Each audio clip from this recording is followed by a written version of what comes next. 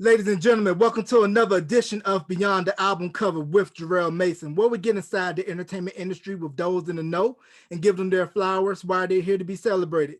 With me right now, I have a man, if you know 90s R&B music like me and anything that came out of Boom, This, Biv 10 Records, Boys to Men, ABC, BBD, MC Brains, Tamrock, Sudden Impact, the whole 9 yards, and also production work for Good to Go, various other artists. And if you look at the One for All video, he's the man on the keys. ABC shouted him out at the beginning of the track. And if you listen to the Simpin remix, he's the one Mike Bivens was saying, yo, you know I like the way we came out of that rich. And just in case you didn't know, there was another super producer, Rico dance track. Yes, I got the man himself, Mr. Rico Anderson. Rico, welcome to Beyond the Album Cover, sir. Thank you for having me, man. How you doing? I'm doing good. I appreciate you taking the time out to do this interview with me. Oh, no problem, man. I appreciate that. All right, let's go ahead and jump right into it. Where are you from, and what was it that inspired you to get into the music business? I'm from Washington, D.C. Originally, I'm from Washington, D.C.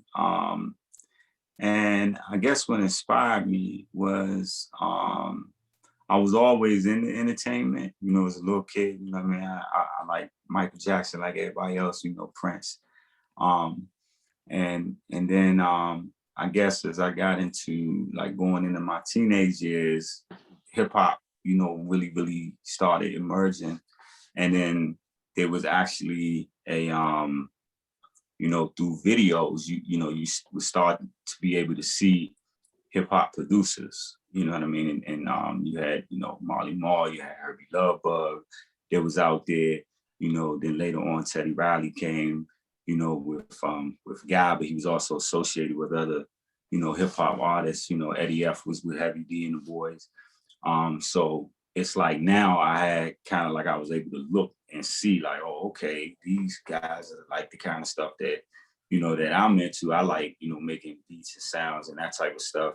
And, you know, now I had an actual, you know, I had something to visually look at. I mean, because you had, you know, Jimmy Jam and Terry Lewis was out there, you know, as well, you know, as far as like visual producers. But once hip hop really came on the scene, you started to see a lot more, and that role was kind of more defined. Like when I first started, I didn't even know it was called a producer. I used to just tell people, let me be a music maker.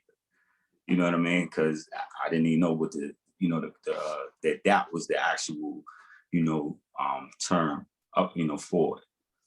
And then also when I was younger, my dad was into, you know, production as well. He produced gospel music. So he was actually like the first person to actually take me in the studio when I was a kid. And I felt at home there, you know what I mean? So it was, you know, I guess it was kind of like one of those things where, you know, you early on you're introduced to something, and that just kind of maybe dictates, you know, where your path kind of goes to, and I think that's what happened with me. Right, and being from DC, the DMV, for those you don't know, DC, Maryland, Virginia, steeped in that go-go culture with Rare Essence, Yes. EU, Trouble Funk, all of the great go-go bands out of there. And give you a little bit of a side note, I am originally from North Carolina, and I discovered that Chris Brown was born in my hometown in North Carolina before he ended up moving up to DC. You know, everybody from DC's family is from North Carolina, so DC is just a smaller NC. Yeah, I agree, because we had a lot of students from DC. Because a lot of my family is from Charlotte as well. Okay, cool. 704 Queen City, Chocolate City, that good connection. Yeah, so we got a little bit of that go-go swing because we had a lot of students from the DMV area go to school down south, so they would bring a lot of the go-go mixtapes. And then, of course, once EU broke nationally with the Butt, that was when everybody outside the DMV got exposed to go-go. So how did go-go have an influence on your production, if any? Now, growing up, that was, you know, what was around you. Like, that's what you saw outside. That's what you heard outside.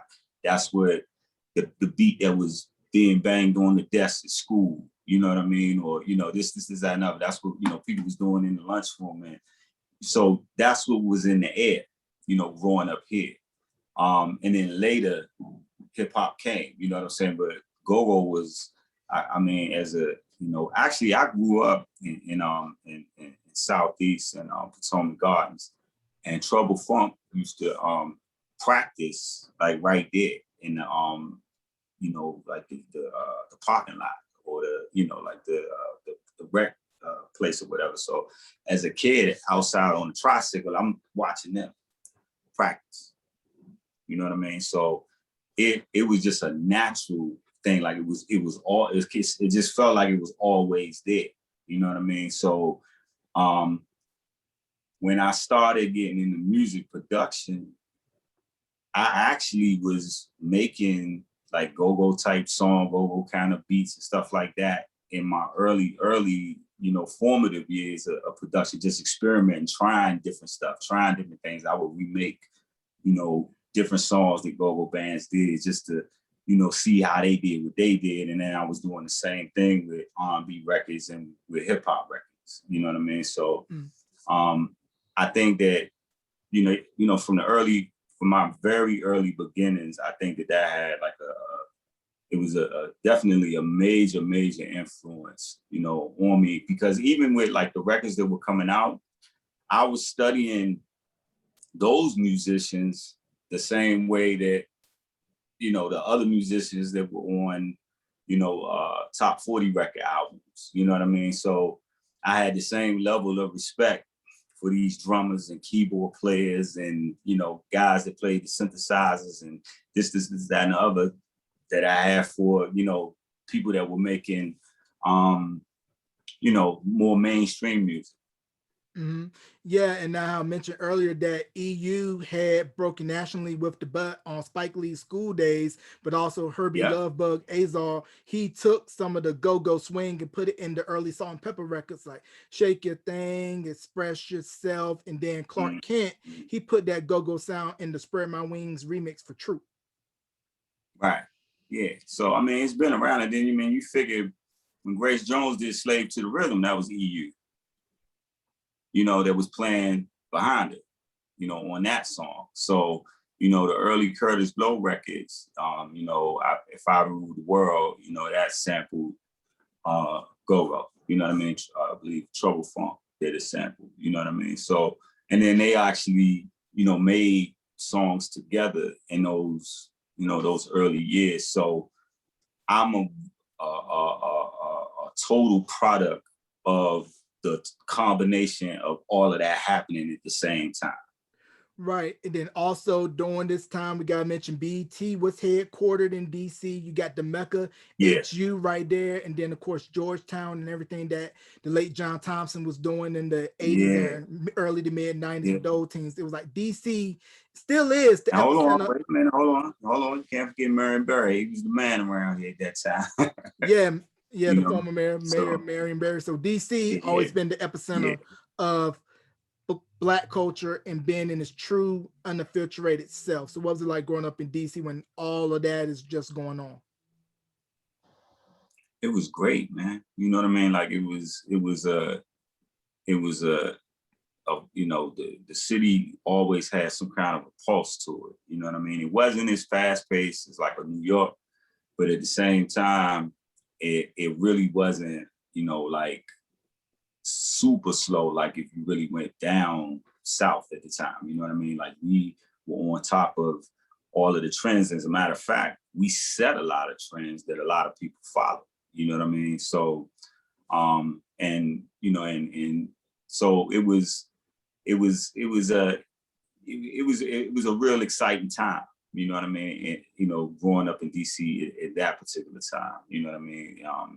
Even before, like everything, when, like the crack epidemic came in and the city got really, really crazy, you know what I'm saying? But, it was still a real,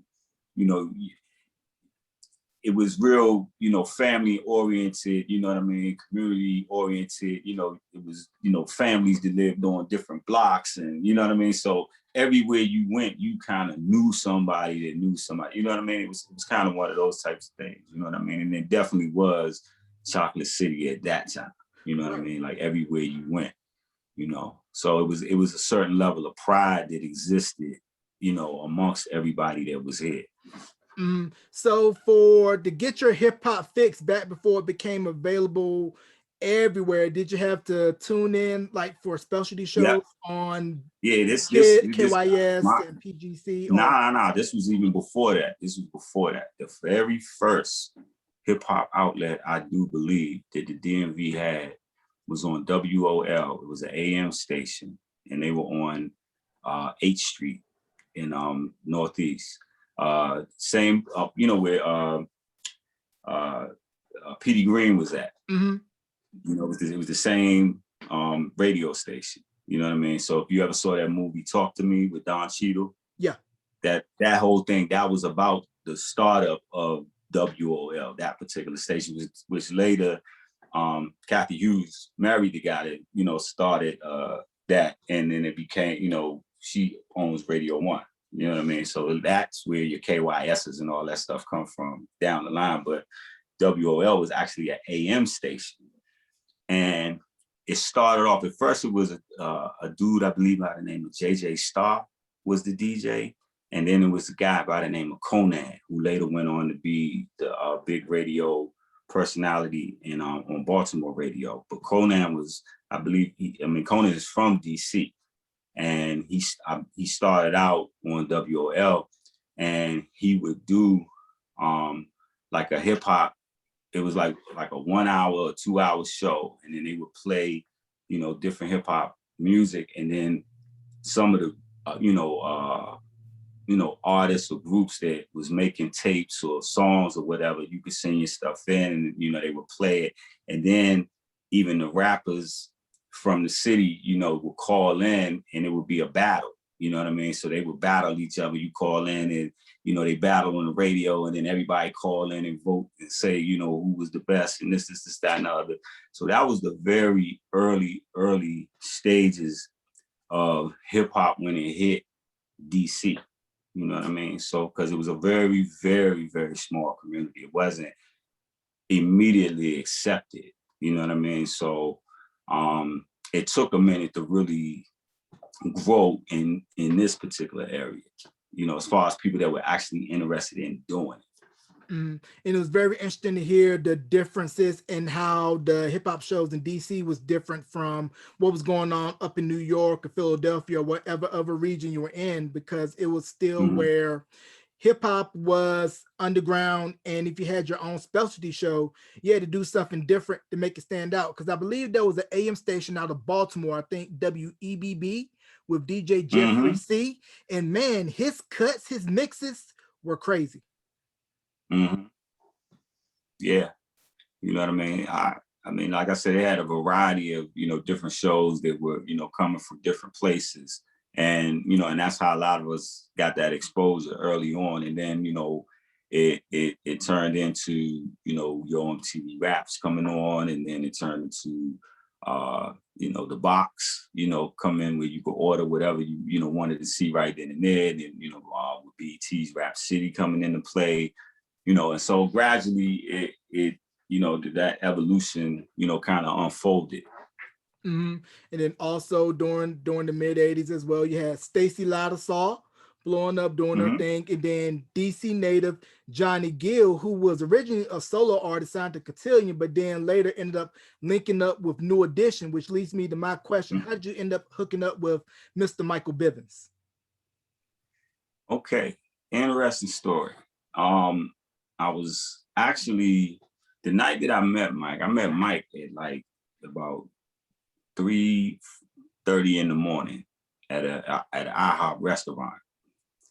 And how that ended up happening was, earlier that night I had a meeting with a guy that had an independent label that had an artist that he wanted me to do some work with. So we had gone past one of the, you know, local studios to kind of check it out and, you know, talk with the people, I guess, about the rates, you know, how much time we was going to need in order, you know, to work on our project. So we ended up leaving there, which was right around the corner from where I lived at the time. It was, I mean, like literally less than 5 minutes away. Somehow we ended up driving almost across the other side of town. And then we decided, all right, let's get something to eat. So we pull up at this hour. So we go in and we in there. And I had my back kind of like to where the front door was. So a gentleman that I was, one of the people that I was with, they saw Mike's assistant when he came in because they knew who he was. And then they saw Mike walk in directly behind him. So he's like, yo, that's Mike Bivens. Kind of turn around and look. Wow, yeah, okay, that's him. So at that time, I had a friend in high school that was like, he was a super, super New Edition fan, right? Like he had the Bobby Brown Gumby, the works, you know what I'm saying? So like, I'm thinking like, all right, let me at least try to call the dude to tell him, that he's up here if he want to come get an autograph or something like that. You know what I mean? Like, this is your shot. You know what I mean? So I went to the payphone to go use the payphone to call my friend, but I remember earlier that week, my uncle had called me and said to me that he had seen on BET. He was like, yeah, the guy with New Edition was on there, and he said that he got a company and he looking for people and he looking for people to make music. He was like, I wrote the address down and, you can send your tape to him, this, that, and so I took the address, but I'm thinking like back then they used to, tell you, don't send your tape in, people will steal your music. This, so it was like one in out the other, man, like when he said it. So now I'm at the payphone. So I'm at the phone and my man is not picking up. Like I said, it's like 3:30, 4 o'clock in the morning. So all of a sudden I hear somebody behind me like, yo, you gonna be long? So I'm like, I turn around, it's Mike. So I'm like, nah. So when I hang the phone up, he gets ready to get on the phone and I'm like, yo, wasn't you on TV saying that, like you was looking for people? And he's like, yeah, what you do? I said, I make music. He said, you any good? I said, yeah. He's like, you got a tape? I said, yeah. He said, let me finish my food and you got a car, something we can listen to? I said, yeah, I got it. Truck is right outside. He's like, yeah, let me finish my food. I listen to it. I'm like, okay. So I go back to the table, go get the key to the truck so I could, go get my tape queued up and everything. And, sure enough, once he finished, he came outside, I'm like, yo, I'm right here. Came and sat in the car and I started playing him, different tracks and stuff that I had been working on at that particular time, so, he kind of bopping to it, this, that, and the other. And I'm like, you think you could work, might be able to work with that. He said, I think I might be able to work with you. And I'm like, all right, so he's like, yo, I know people are funny about their tapes and giving people their tapes and whatever. He said, I gotta go back to Boston. He was getting ready to go on the Triple Threat tour with BBD. And he was like, I'm gonna be there till Monday. He's like, so give me a call like by Sunday night. He said, this is the number to my mom's house. He's like, I'm gonna give you this. He's like, but let me live with your tape. He's like, cause I want to, just vibe with it. So I'm like, all right, you know what I mean? So he gave me the number. So I took the, I gave him the tape. So of course, when I got home, I called the number back. And his mom did pick up, she was, like sleep, like, oh, Michael's not here. I'm like, all right, I was phone up. All right. But so I did end up hooking up with him before that Sunday and we talked. And, we just kind of, just feeling each other, vibing, you know what I mean? And at the time, I remember it was right when Mama Said Knock You Out had dropped. And, we was talking about that album and it was like the same ones I was saying was my favorite. He was like, oh, I like that. That's my favorite joint. Yeah, I like that joint too. This, so we was kind of, feeling each other out, could see that, we kind of like the same stuff. And then from there, it was he would call and just be like, yo, if you had to remix this record, what would you do? So I would say, well, like give me a day or two, and then I call me. I'll let you hear something. So then we did that, like a few times. He would, do that, and then he would call and he would say, like, yo, what if you had crossed this record with a little bit of that record, how you think that would sound, you know? And then I would, all right, give me, you know, a day, give me, you know, 2 days. And then he called back, I let him hear what was going on. And then it was like, all right, cool. So we did that for a couple weeks, you know what I'm saying? And then just one day out of the blue, I'm sitting at home and he called me. He was like, yo, man, you want to come out LA? You know, we finishing up ABC's album. And I think we could, you know, use one of the tracks that you got on the tape you let me hear. So I was like, yeah, you know, of course.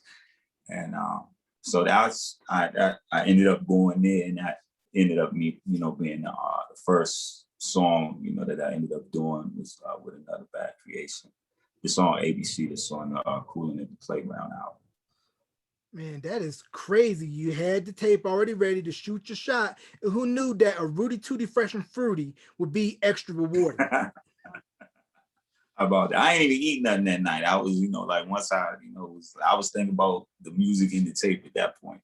But it was just funny because I had all that stuff with me because I was already out talking with some people about doing something else. You know what I mean? So it was just crazy how all of that, you know, and the thing was, he wasn't even supposed to be in DC.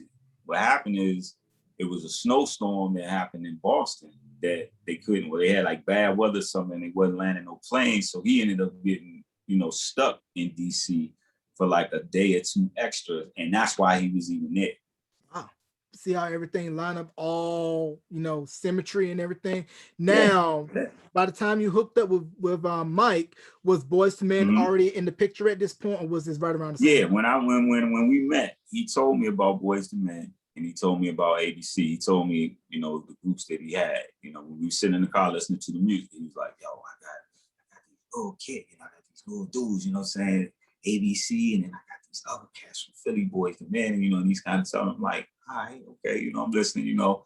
But you know, that's the first, you know, I had never heard of any of them before, you know, at that point. And because, you know, none of their music was out, you know, at that time. Everybody, they were still working on the album. But I believe Boyz II Men's album was completed first, even though ABC album ended up coming out first. Wow, that's crazy. ABC, I believe they were managed or discovered by Kevin Wells out in Atlanta. Yeah. Yeah, K Wells. Yeah. You know, he's the guy that gave me the name of super producer. Oh, I didn't know that. That's what we do at Beyond the Album Cover. Tell us about that. Yeah. Yeah. I didn't come up with that. You know what I mean? We was when we was recording Oochie Coochie La La La, that voice that you hear talking, yo, that's Kevin.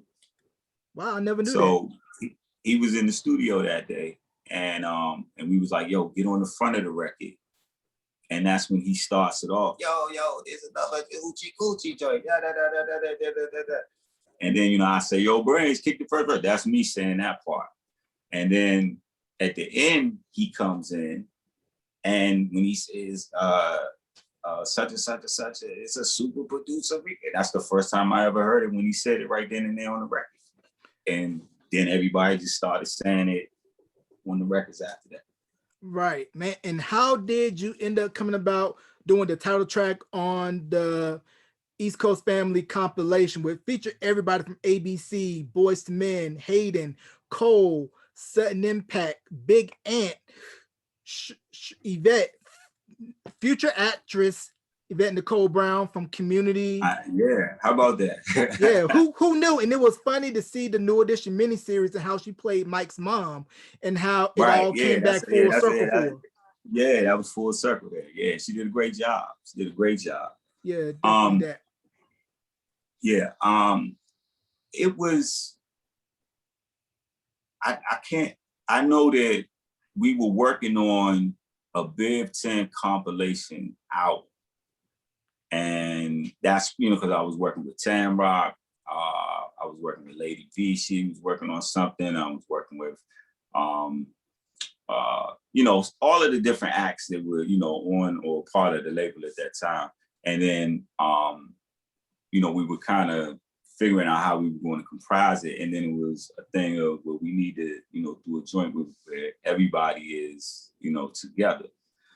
And I remember about making that record. We actually made that record in like the Baltimore area. It's called Sheffield Studios in Sheffield, Maryland. And they actually, the funny part is, right, that same studio, they had like a mobile recording thing. So they would go record live shows, and they were the ones who actually recorded Gogo Live years ago, which was like the biggest Gogo concert in DC. So, but this was the actual physical studio in Sheffield, Maryland. And we had for some reason, we had to come here because I believe Boyz II Men had just started going out on the road with MC Hammer on the MC Hammer tours. I think it was MC Hammer, Boyz II Men, and Jodeci were, the tour at the time. So they had gone out, and then I believe, ABC was doing a lot at that time too. So it was kind of like we had to kind of catch where we would, like where their schedule was at, and where somewhere where we could get everybody to, and and luckily everybody was East Coast, what I mean? So it wasn't that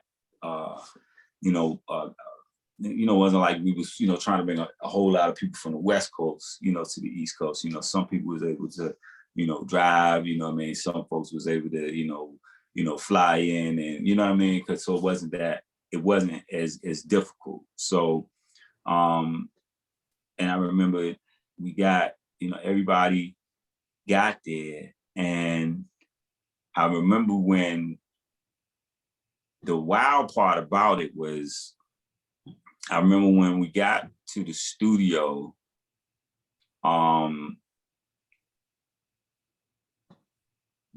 MPC drum machine, traveling from LA, somehow the screen got smashed. So like, it was like, how ink block looks, on a computer screen. So, so imagine trying to, make a song and you can barely see the screen. And luckily it was a gentleman from, his name escapes me.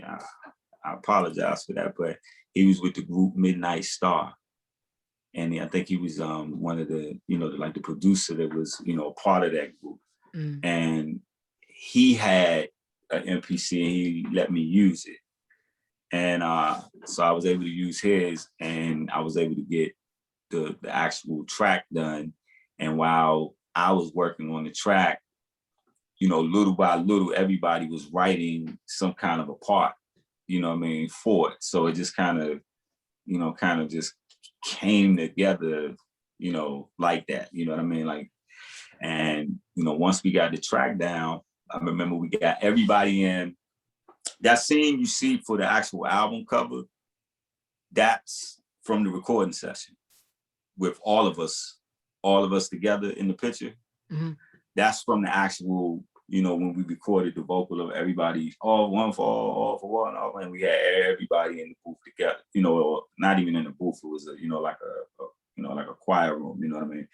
And we took that photo op, and that was another thing that, we were taking the pictures for the album while we were making the song at the same time. So everybody, when they got there, they had to go shopping and make sure that, they had something, they had themselves together, because along with recording the song, we were shooting the pictures for, the album.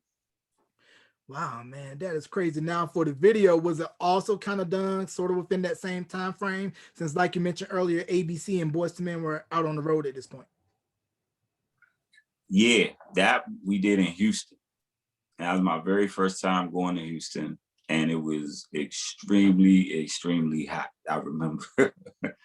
But yeah, we ended up going to Houston, and they found like, it was like some like kind of like warehouse area, that was kind of like abandoned or whatever. And that's, where you see the piano set up and all of us, kind of in there, whatever, doing stuff.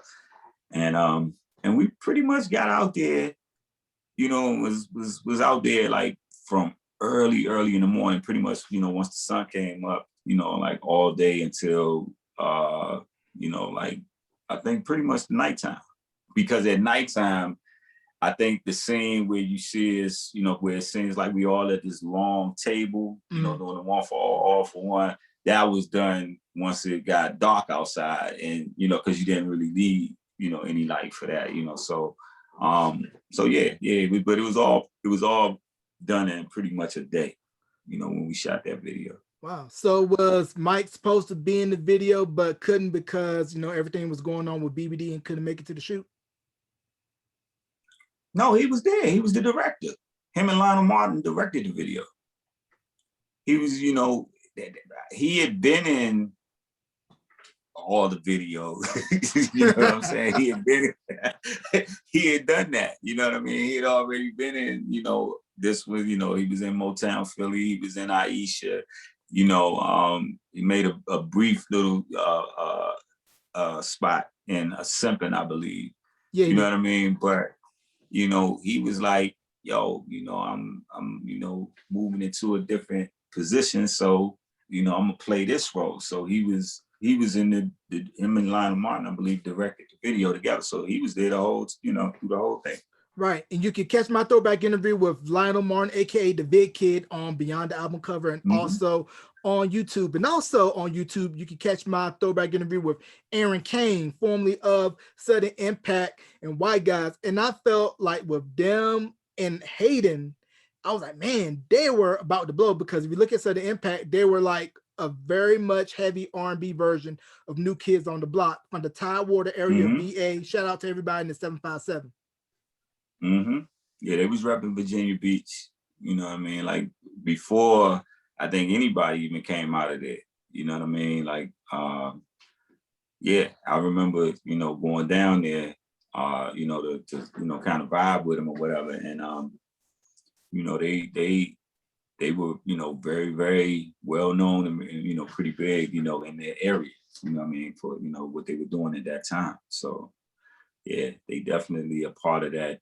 Even though, they didn't necessarily, become household names, but I believe the people in that community, probably remembers them and appreciates them, or should, you know what I mean? Because they were definitely repping for Virginia Beach, that whole area, way before all of the other representatives that later came, you know what I mean? So.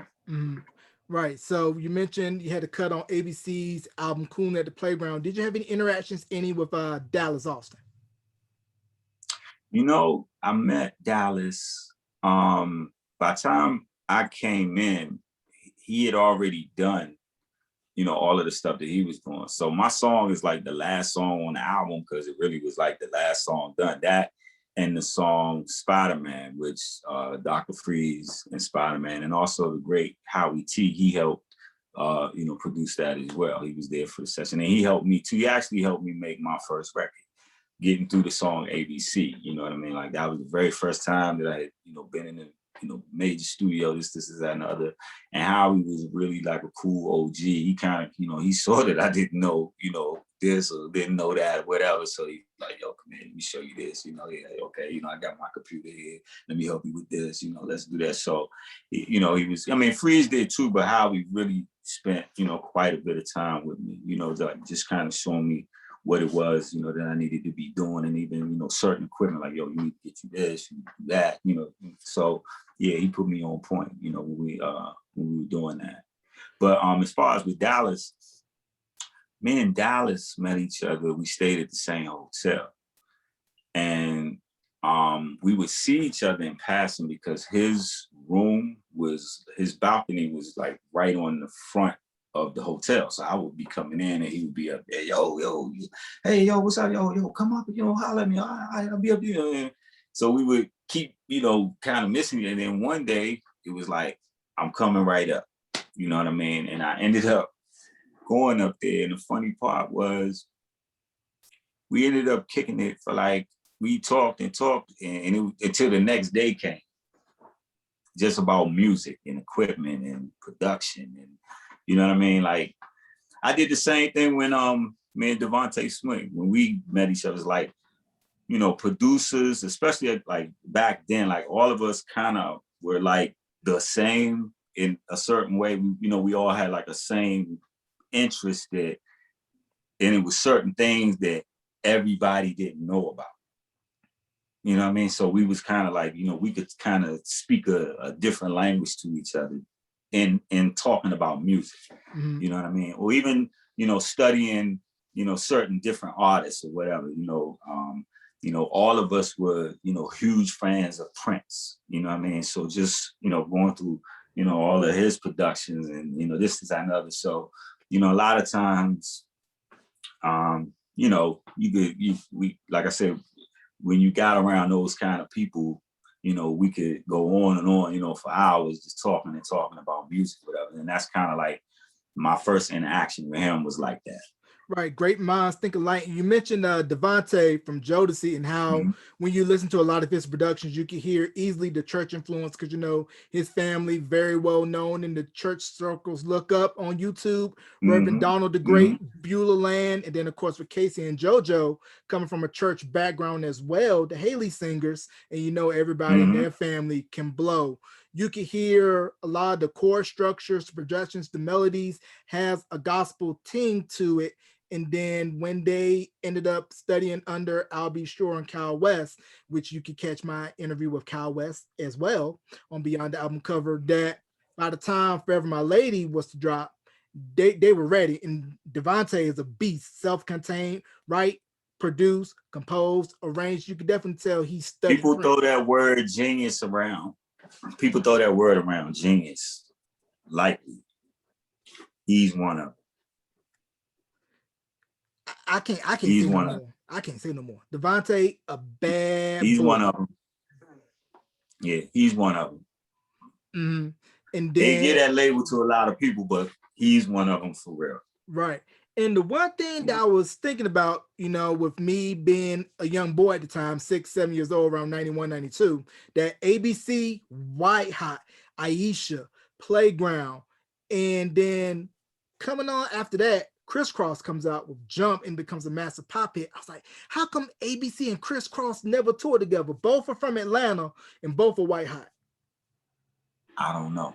That part I don't know. I think it was some talk about that at one point. I really think there was some conversation about it, but I don't really know, you know, what really, you know, what transpired as far as why that didn't go down. Because you would have thought that would have been the, you know, that should have been the first screen tour.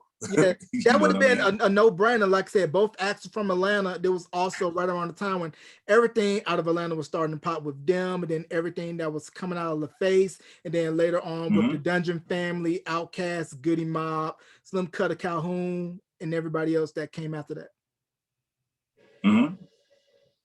Yep, that first wave of Atlanta. So how did the Simpin remix come about?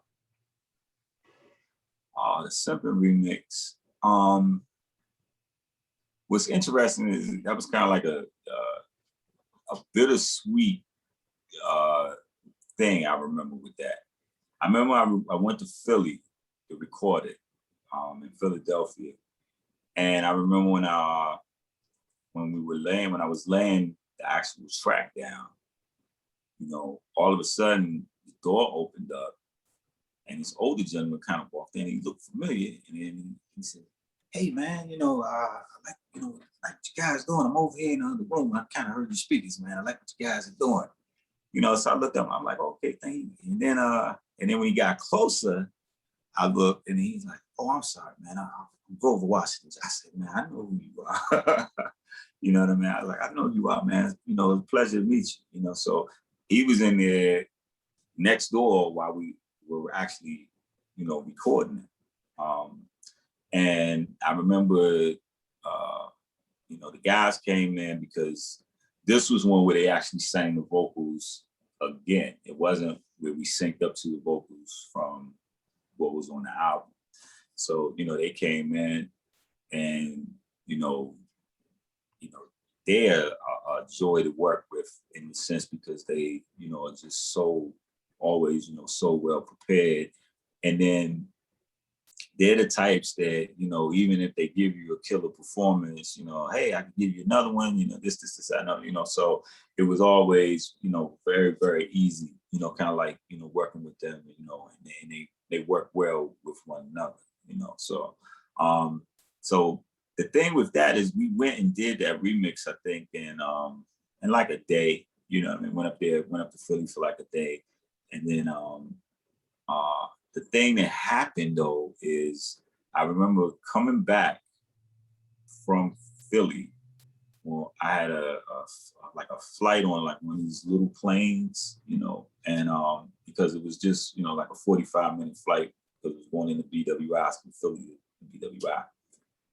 And I remember when I got to the airport, you know, I used to travel with, you know, like all of my luggage, and then I had like a whole nother plane ticket. It was just for all of the additional pieces of equipment that I used to have with me because I had like a whole mobile studio almost, and that's where that's before all the laptops and like I had keyboard, like 3-4 keyboards, a whole rack system and all types of stuff like that traveling around. And what happened is it was a bag that I had all of my discs and my hard drives in. And I remember, when I was going to get on the plane, it was like, no, you can't have, you gotta, check one of those bags. You can't get, can't whatever, something to that nature. And so I ended up taking that bag and putting it in one of my, bigger duffel bags or something like that. And by the time I got back to DC, got home, and it was like maybe a day or so later when I went to go set everything up. I'm going through this, set everything up. And the wild part, man, all of the discs of all of the sounds, the songs, the everything, even the remix I had just did, it was gone. Man, crazy. And I had a little small drum machine in the bag as well. So like every disc, every sound, everything, every idea I was, all of that's gone. Man, and this was back in the days when producers were very particular about their sounds, because you can listen to, hey, oh, yeah, he's using my drums. Hey, he's using this or using that. And you really had to find ways to stand out from the next person that was producing the record. Yeah, like it was almost like a cardinal sin to use stock drum sounds or, certain stock stuff. Like you had to, everybody would take certain stuff, like even though we were all pulling from, let's say, the same break beats or whatever, or to get our sounds from, or drum sounds, or and at the time, certain keyboards may have been, the more popular or whatever, but the object was to kind of, put your little twist or your little spin to it, or find certain, signature patches that you use that would be, your thing or whatever, that, that it could kind of identify whatever this, you were doing, to kind of, create a difference between you and, everybody else that was out there. And then at a certain point, it just became that, everybody just, whatever came in the box, that's what everybody used, you know what I mean? Including down to the actual sequences in, that came with the, the keyboards and the programs and stuff like that. So, it's like, like over the years, the let's just say the rules or the unwritten rules, have been altered and changed and, moved.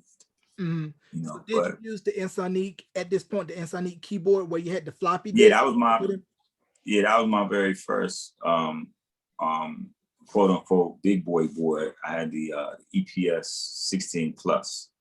A lot of people use that, what you hear, they call it ASR. So this was like the prototype before they came up with the ASR. That's crazy. Then also a little bit of tech stuff for those who don't know about the MPC. Back when sampling was still in its infancy and the sampling rate time was very, very minimal. So what producers used to do, they'll use to speed up the record to maybe 45 or whatever, to where you can trick the machine to give you longer sample time. Or we used to, get a high speed tape deck double, and then record it on that, and then play it high speed and sample it off the tape high speed, and then play it back in a lower pitch, so it would slow down, so you could, get it to where you needed to, manipulate it at. Well, I never knew about that of a little trick, but was it all trial and error when you were trying to figure out ways to make lemons out of lemonade, so to speak? Yeah, that was everybody's, you know what I mean? Like, I mean, that was, you know, you figure this, I mean, you figure like samplers had been around for a long time, but you figure they were very, very expensive when they came out. You know, you talking about when they had like the Fairlight systems, Synclavier systems, these was like, you know, $100,000 systems.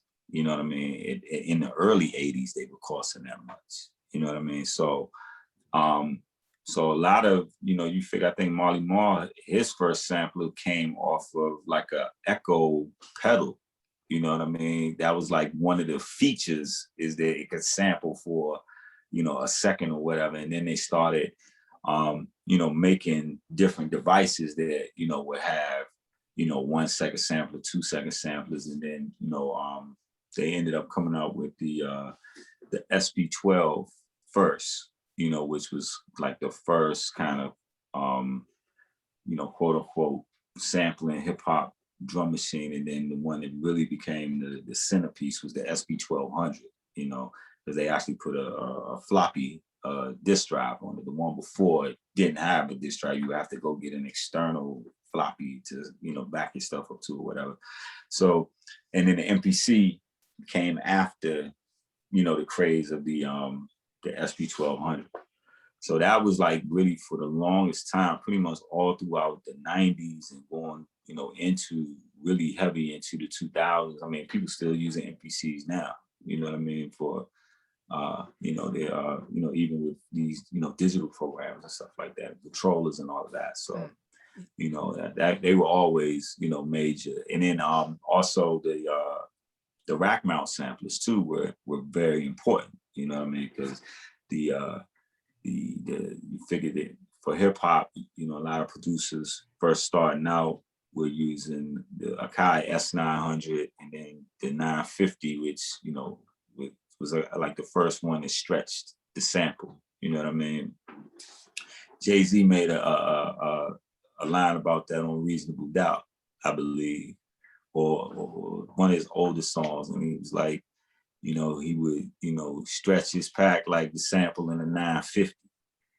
You know what I mean? So a lot of people didn't catch that, but, you know, producers that knew about that, they caught that line. Yeah, so it's crazy to hear about how a lot of these classic records were made when the technology was limited, because hearing stories about Marley Marl and Teddy Riley, how they had the home studio set up, and I don't have this Yeah, or a shaker, so I would put a toilet tissue roll in the mic and yeah. make noises and really be creative, or use my shower as the vocal booth, or I've read it. That was everybody's vocal booth. Everybody had a vocal booth in the bathroom. You know Yeah, what I mean? because Because I you read got in an interview like with great Jermaine Dupri. acoustics. Yeah, I read an interview Huh? with Jermaine Dupri. He took the closet door off his closet and was using the closet as his vocal booth when he was having the home Yeah, studio even set your up in his house. closet, even most people, most of us use, if we were, you know, a lot of us coming out of bedrooms and, you know, home studios, you know, it was either your bedroom, your closet in your bedroom was either your booth, or you ran the mic out into the hallway, into the bathroom. You know what I mean? And, you know, that was your vocal booth. So how did you You all know, end up deadening the sound so that you guys wouldn't get a lot of background noise since you had the home studio set up? you would take blankets. You would take blankets and put the blankets over the actual shower. You know what I mean? That would dampen it some.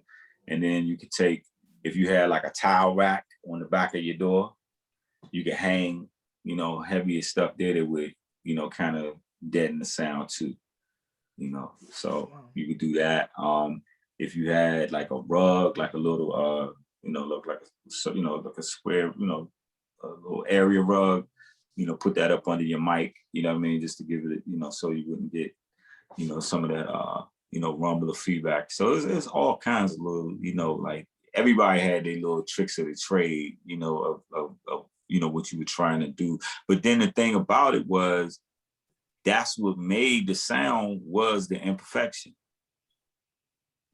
You know, because you could go to the best studio out there, but you couldn't get it to sound as dirty as how Marley Marl's records were sounding, or how so that all of those coming from those backgrounds and making those records, in those elements is what gave it the character that it had.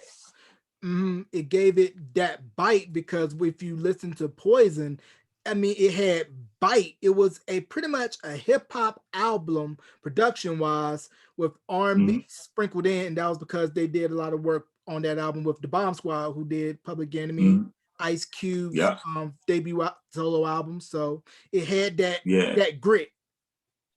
Yeah, and they were the masters at that. The Bomb Squad, Hank Shockley, Keith Shockley, Eric Sadler, that their whole crew. They were masters, at noise. They were masters at noise. Masters at noise. Now, by the time the Simpin remix came out, did the pop audience catch a hold to Boyz II Men, or was it still at this point where they're a big success on the R&B side of things and they just hadn't broken into? Well, that was right. That was like leading right up to End of the Road, because End of the Road is on the Biv 10 East Coast Family album. It was on the Boomerang soundtrack and that soundtrack, or that particular album as well. So it was on both of those albums. So kind of like, I want to say, End of the Road is what really took it to super pop, like out of here status, with them. But they were already, they were. I mean, at the time, you figure it was, them and Jodeci were the two premier, the newer acts, the newer R&B acts that were coming up. And well, actually, no. How Do I Say Goodbye? That's what I think was really, really. It's so hard to say goodbye. That's what was really, started to, get them, in the serious, pop direction. Right. It's so hard to say goodbye to Yesterday, which was originally done by J.C. Cameron, formerly of the Spinners, for the Cooley High soundtrack, and the Cooley High Harmony album was an homage to Cooley High. Now, I got the original pressing of the Cooley High Harmony CD that dropped in 91, but in 93, they did the reissue with it was the red and blue cover with them with the Sixers hats on. That was where they had End of the Road and The Still of the Night, and I think that was when pop, like you said, caught on, and it just took them to superstar status from there. Yeah. I mean, it really started. It started with the It's So Hard to Say Goodbye, and then End of the Road is what really, really, like did it. You know what I mean? And it's funny because I remember when we were at when the demo came in for it was Babyface singing on the tape. And it was one of those things where, we all just kind of, it was myself, Mike, and the rest of the boys, and then we were all at Mike's house. He's like, yo, Eddie Murphy got this movie coming out, Babyface doing the music. He sent a song over for you guys, check it out. And I'm like, okay, everybody listened to it. It's like, yo, what you think? Yeah, it's cool, it's dope, But at that time, it's like listening to it, nobody was gonna say at that time, oh yeah, this is gonna break Elvis's record, and this is gonna do this, and this is gonna be on the chart these many weeks, and that was nowhere, remotely in the air. You know what I'm saying? We just knew, okay, yeah, it's a good song. You know what I mean? Babyface, set up, it's a good song. And when they did it, you know what I mean? And once it came out, it just took on a life, like all to itself.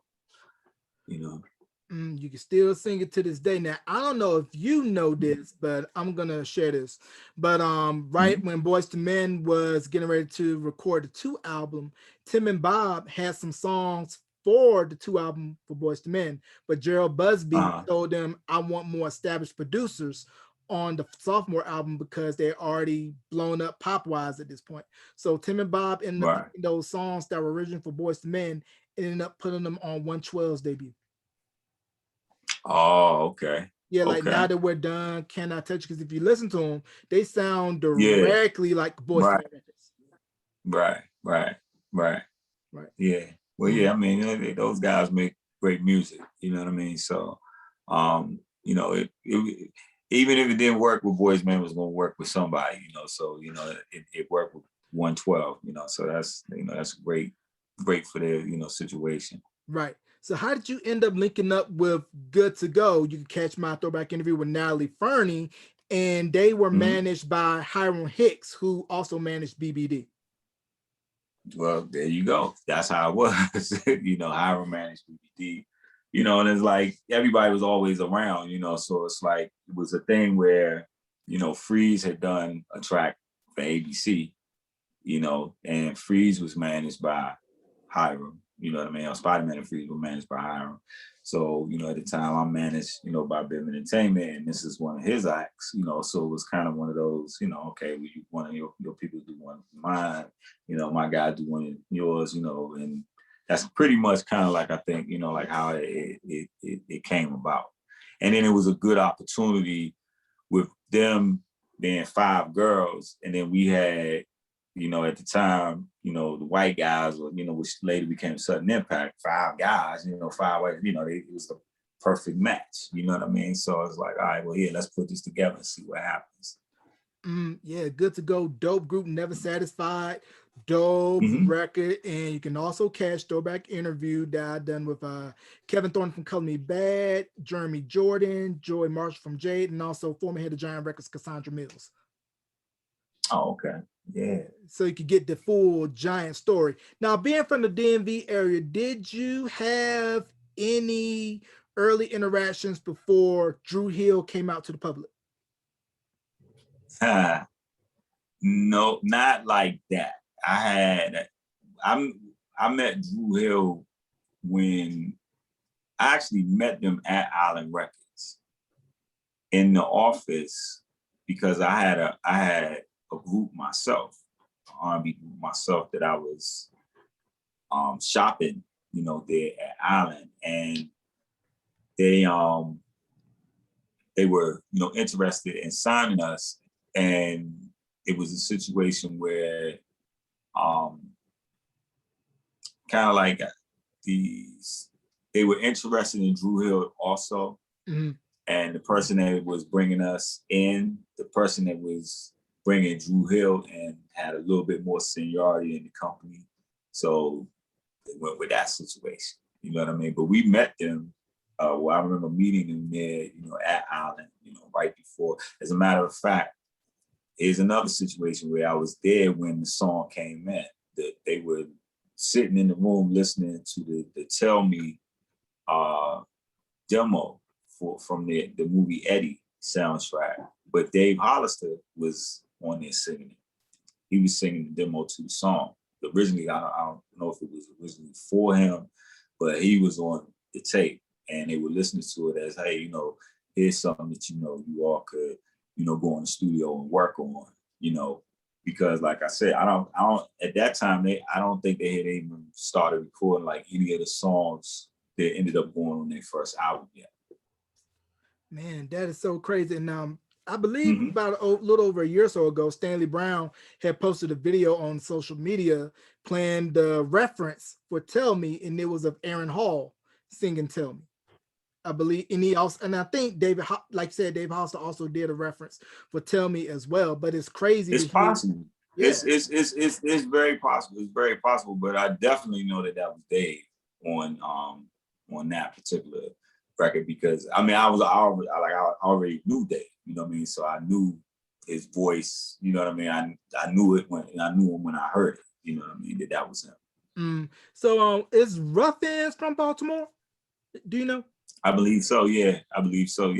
Yeah, I thought Ruffins, very dope. No More, Someone to Love You. And then also right around the same time as Boyz II Men was out, we have Shy. All of them went to Howard University, of course. If I Ever Fall in Love, Comforter, boom. And it seems like Howard just has a knack for cultivating from musicians, politicians. Shout out to VP Kamala Harris, athletes. So what is it about that university that just cultivates leaders and future movers and shakers, you think? Well, I mean, it's one of the, I guess, more historic. I think it's not It's not the first, but it's one of the first ones, I believe.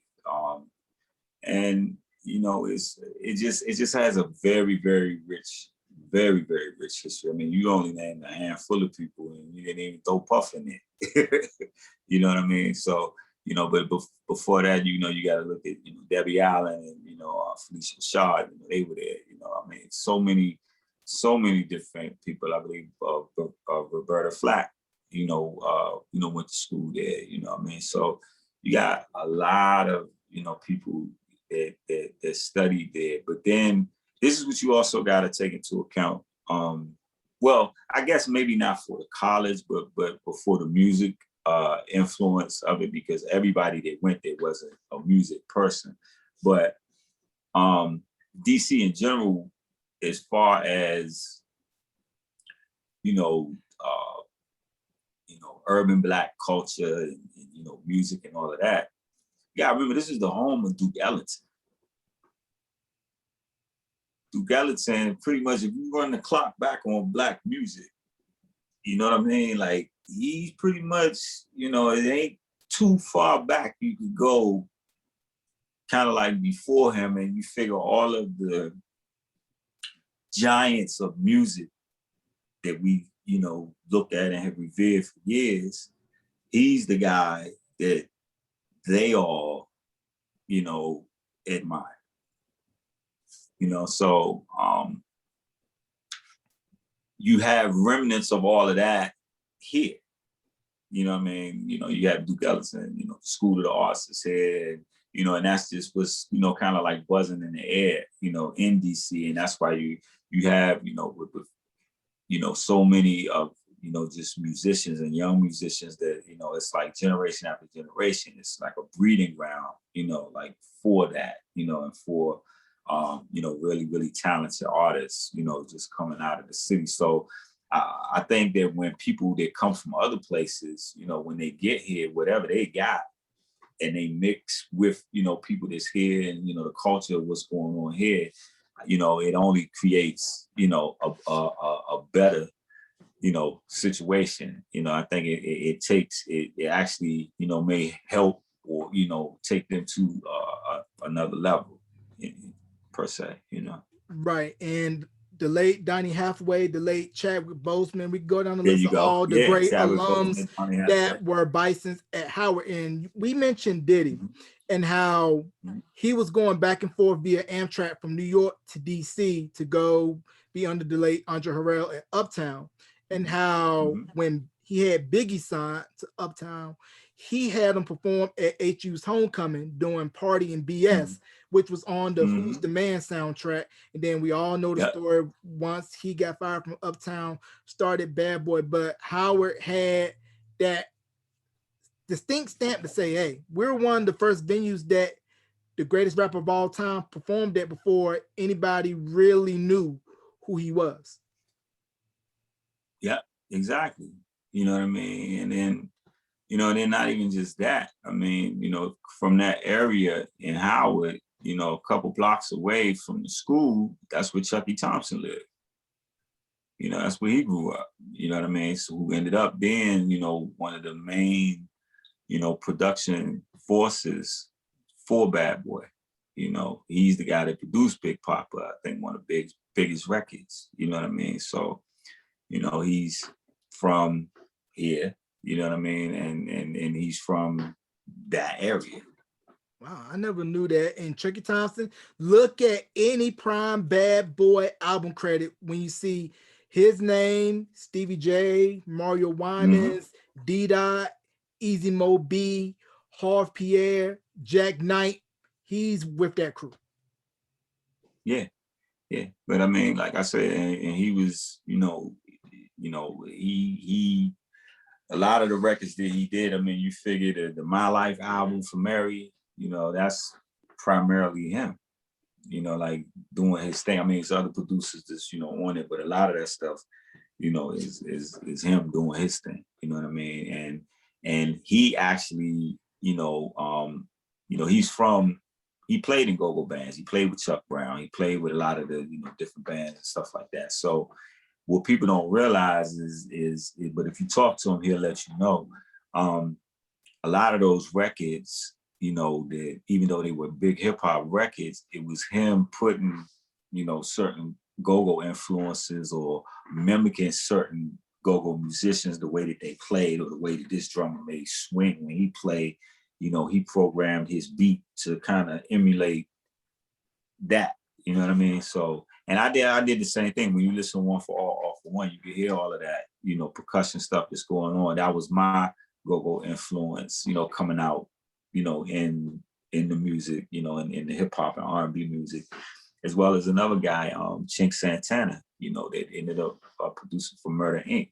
He's from here, you know, and he was a drummer for the Junkyard Band. So when you listen to Ashanti, you know, the joint,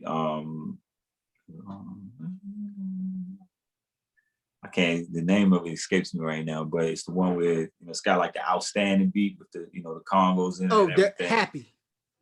Happy, exactly. Yeah, that you can hear the influence of it. So, you know, all of the guys, you know, Rich Harrison, same thing. I was about to ask about him as well. He's from here. You know what I mean? He's from here. Crazy. He played in go-go bands.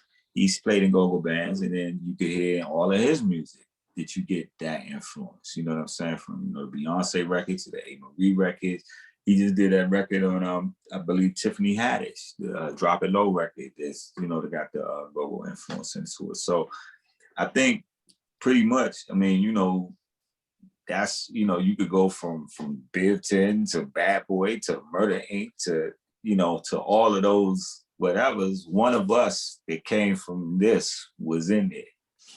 And then also right around early 2000s, we have from B More, Mario on the scene, blowing up, doing his thing. Put Just a Friend 2000, Let Me Love You, penned by Neo, big pop hit, and also Maya. And it seems like it's just a lot of talent coming out of the DMV area. Must be something either in the Mambo sauce or the Maryland blueprint. Yeah, I mean, it's, you know, it's a, like I said, you're at ground zero of Duke Ellington. This is where he comes from. So all I'm just saying is just that, you know, you have certain places, you know, that are just known for, you know, they're great, you know, musicians or great artists that, you know, come out of certain whatevers because it's, you know, it's just been a historic kind of thing. And I think that, you know, as far as musicians go, you know what I'm saying? You know, that's what DC has always, you know, been known is for having, you know, very, very sharp, you know, proficient musicians, you know, which later ended up a lot of us turning into producers or DJs or, you know, and then later on, you know, with, you know, Wale, you know, coming in with, you know, rapping and, you know, and other ones that, you know, have come out. Right. And I forgot to mention Me to You. The group Me to You signed the RCA. I believe Stacey Lattisal's brother was in that group. Yeah. And then, you know, you can't forget the king, man, Marvin Gaye. You know, he ran away. Of course. You know what I'm saying? So that's what I'm just saying. If you look at that, right? You take Duke Ellington, you take a Marvin Gaye, you figure the prototype for every R&B male singer from Marvin Gaye to now comes from Marvin Gaye. Man, it's a great lineage. Yeah, you know what I'm saying? So, you know, and like I said, he's from around here, even though, you know, Motown is where he actually, you know, was able to get his break and everything, but, you know, he's from here, you know, originally. Right. So how did you end up getting on the Three Stripes album for BBD? And that was a big album for them because that was their first album as BBD since I believe the 2001 record with Breezy, The Hottish, and I believe a joint called In My Crib. Right. That was Mike once again. Mike called me and it's wild because that song kind of went through you know, like a few different phases. It originally was supposed to be for New Edition. Originally, we were supposed to be doing it for New Edition. You know, kind of anticipating another, you know, reunion type record. And so we had worked on it. Well, no, and initially, two other producers, Carvin and Ivan, they had done a track, I think, for another artist years ago. And, you know, they were playing some stuff for Mike one day, he heard it and just kind of like, yo, I like that, you know. So he had this track from them that he'd had for like a couple years himself. So one day he's like, yo, I'm gonna send you something. I want you to check it out and, you know, just tell me what you would do with it. You know what I mean? So, you know, I'm like, here we go. We back to, you know, years ago. So I'm like, okay, you know, so he sends it to me and, you know, I checked it out and I liked it automatically. And I was like, okay, but I'm, you know, I feel like I would, you know, do this, that, or the other to it. You know, he's like, yo, just do your thing, you know. So pretty much that's what it was. You know what I'm saying? Started with, you know, kind of like it was just a sample and it was like a beat over the top of it. But, you know, I think he made mention, you know, like he was like, you know, this is like because it's a old Gamble and Huff sample, you know what I mean? So he's like, yo, you know, it gotta have that, you know, that steppers feel to it, you know what I mean? With, you know, like the OJs was rocking to it, you know what I mean? Or, you know, like, or, you know, anticipating for, you know, New Edition, you know what I mean? So listening to it with that kind of perspective in mind. So it was like, okay, cool. So I just went in and, you know, and just kind of, you know, did my thing to it and I let him hear it and he liked it. And then he let Carvin and Ivan hear it since, you know, they were the original guys that, you know, came up with the sample and had started, you know, originally working the beat. But they liked what I added to it and, you know, what I'd done to it. So it was kind of like, it was just kind of just like, I was just kind of sitting around, you know what I mean? And then, like I said, we were supposed to go for New Edition and then, you know, something happened with that and it didn't go through. And then when BBD was working on this Three Stripes project, it was like, hey, let's try to, you know, let's use, you know, that song and then maybe let's see if, you know, Boys the Men will be interested, you know, because now it's a situation where it's three of them, you know, it's three BBD, you know what I mean? The history that goes together with it.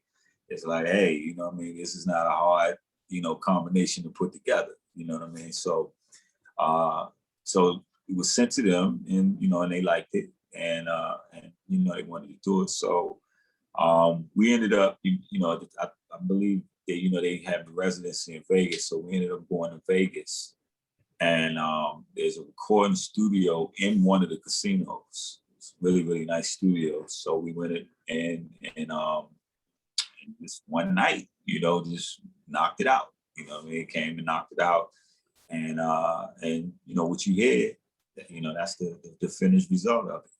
Man, that is so crazy. Now, when producing for BBD, do you have to keep in mind, like, far as for production, choreo first, since because of them being in New Edition, they think, how's this song going to translate on stage when we do a routine?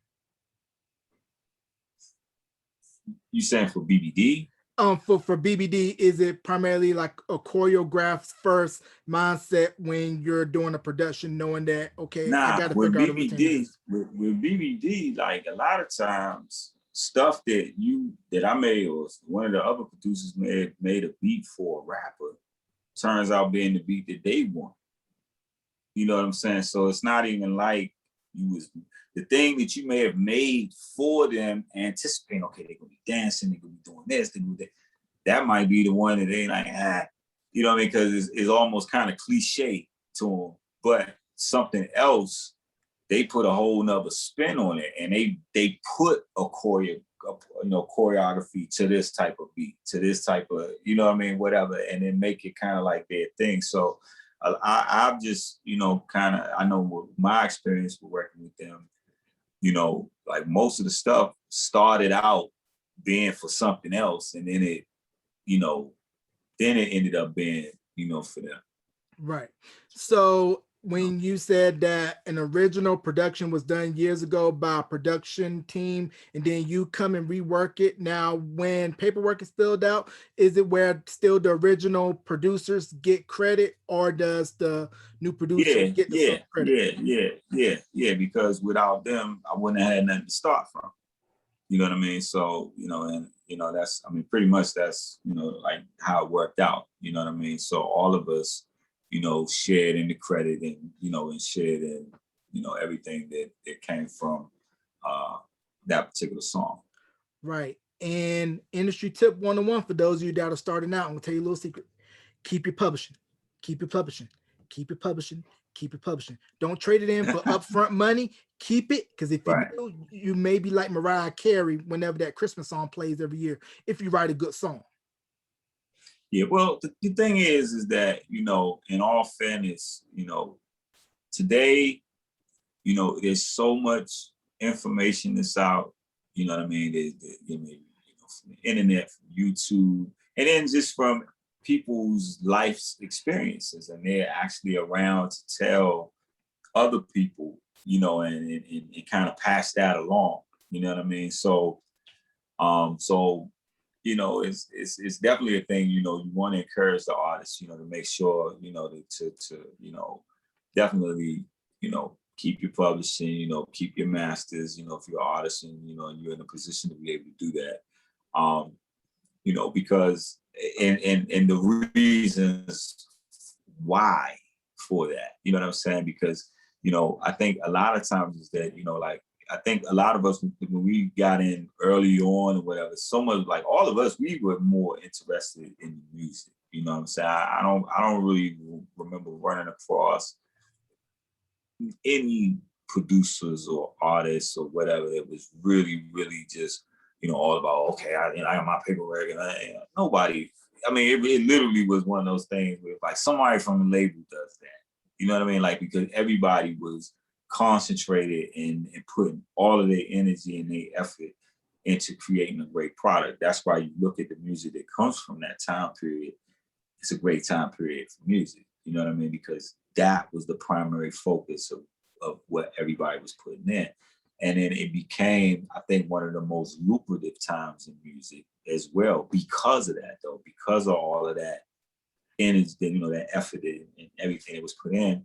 And then with that, you know, you had, you know, some real bad, you know, stories that came from that, you know, for different people, you know what I'm saying? So, you know, so nowadays it's great to even have a platform like this with you here. You know, you're saying what you're saying, and I'm backing up what you're saying. Like, yeah, you know, that's, you know, these are the things that you want to hold on. If this was Monopoly, you know, this is Boardwalk and Park Place, publishing and masters. You know what I'm saying?